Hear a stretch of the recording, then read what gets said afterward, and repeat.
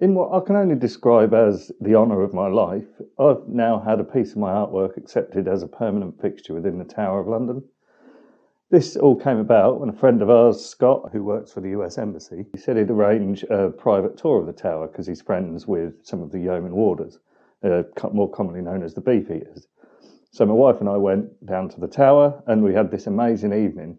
And despite the fact that I absolutely love history, especially British history, I didn't really know anything about the Yeomen Warders. So when I found out that they're some of our most decorated military veterans with minimum 22 years service, I really wanted to make something, not just to say thank you for hosting us and an amazing evening, but also for their years of service doing a job which 99.9% of the people couldn't and wouldn't do. You know, they really are the best of us, and it shows, you know, when you meet these people, they're just so humble, so interesting, and this piece was a big thank you to them. I did make a video about it, which is sort of more of a tutorial, so I'll put a link to that here. It's one of the recent ones. So I set about making the most complex piece I'd ever made. It took me about a month to make. I used, I think, 5 different shades of gold, and in the end, I was very, very pleased with the result. I think it's the best piece I've ever made.